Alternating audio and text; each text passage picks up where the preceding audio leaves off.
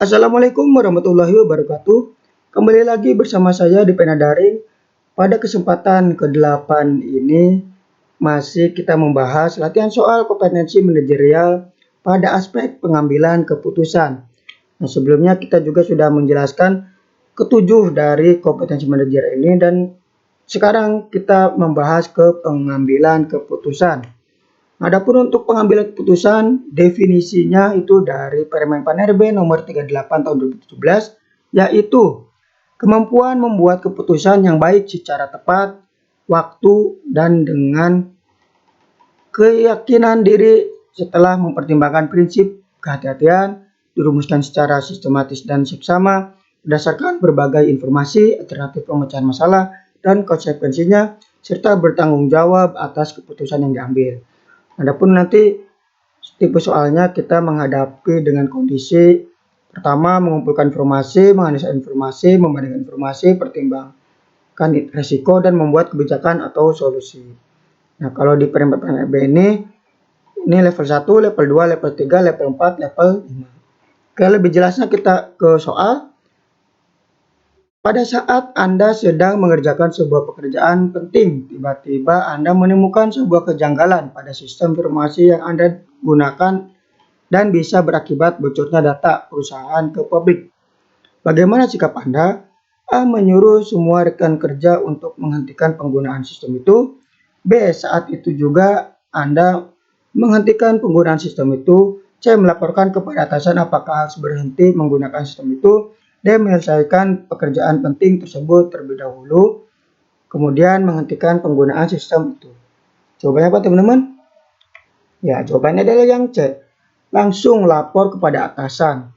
Artinya di sini Anda sudah memperhatikan informasi tersebut, menganalisa, kemudian di situ ada informasi yang bocor, kejanggalan pada sistem informasi yang Anda gunakan bisa berakibat bocornya data perusahaan.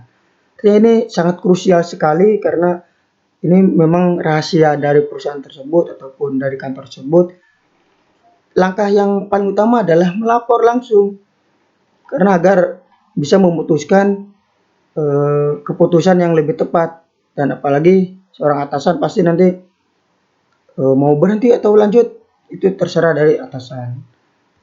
Kalau yang A, menyuruh semua rekan kerja untuk menghentikan penggunaan sistem itu, nah ini mengambil keputusan secara sepihak. Artinya tidak melapor ke atasan itu tidak baik. Karena Anda seorang karyawan ataupun seorang bawahan yang pasti harus melapor ke atasan terlebih dahulu. Saat itu juga Anda menghentikan penggunaan sistem itu. Ini langsung mengambil keputusan secara cepat, nah ini tidak boleh sekali. Karena Anda hierarki dari perusahaan ataupun kantor atau dinas ya pasti harus ada melapor ke atasan terlebih dahulu. Kemudian menyelesaikan pekerjaan penting terlebih dahulu, kemudian menghentikan penggunaan sistem itu.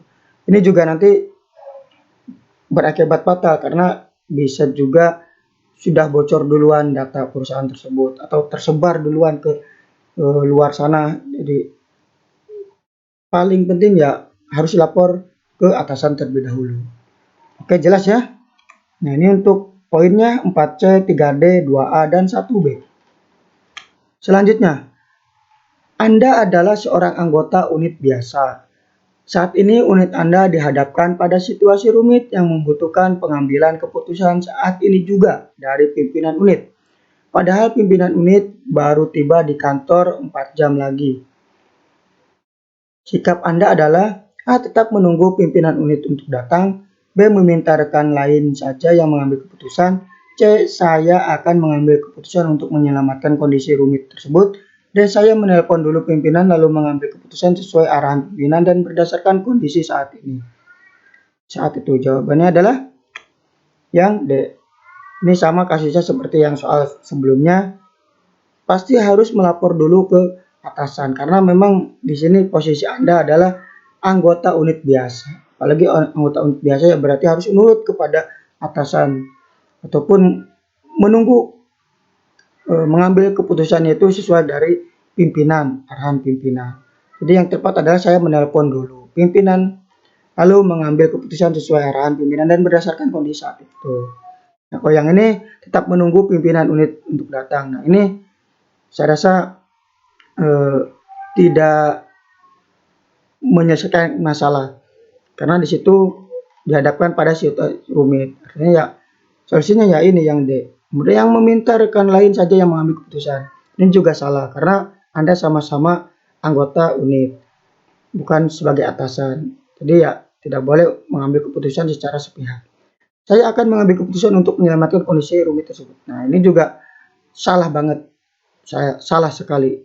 Karena tadi posisi Anda adalah seorang anggota unit biasa. Oke, jelas ya? Dan ini poinnya 4D, 3A, 2C, dan 1B. Selanjutnya, perusahaan mengalami masalah defisit keuangan. Maka saya, A. Bukan urusan saya. B. Saya tetap bekerja seperti sedia kala. C. Keluar dari perusahaan. D. Mencari tahu sumber masalah. Jawabannya apa teman-teman? Ya, jawabannya adalah yang D. Ini yang paling baik dan paling tepat karena kondisi perusahaan itu juga Anda harus care atau simpati terhadap masalah-masalah yang ada di perusahaan. Jadi ya minimalnya kita harus mencari informasi, mencari tahu sumber masalah yang ada di perusahaan tersebut. Ini adalah suatu sikap simpati. Kalau ke menganalisa ya berarti nanti mungkin dievaluasi unit kerja ataupun evaluasi bersama. Nah itu, nah ini bukan urusan saya. Nah ini salah ya, karena ya di situ tempat Anda bekerja, di kantor Anda tempat bekerja, masa harus acuh dan egois terhadap ya itu bukan urusan saya. Nah itu bukan solusi yang terbaik. Saya tetap bekerja seperti sedia kala. Nah ini juga acuh tak acuh seperti yang bukan urusan saya. Jadi ya tidak memperhatikan masalah-masalah yang memang harus diperbaiki di perusahaan Anda sendiri. Kemudian keluar dari perusahaan.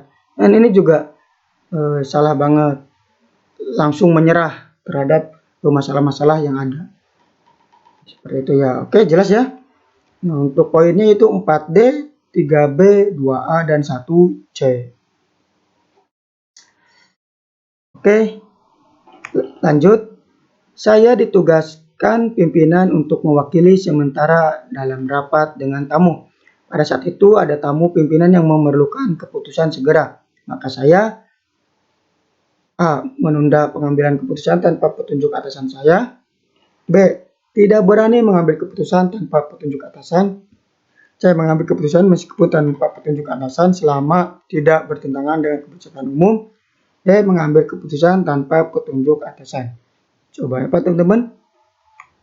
Yang C. Mengambil keputusan meskipun tanpa petunjuk atasan selama tidak bertentangan dengan kebijakan umum. Nah, di sini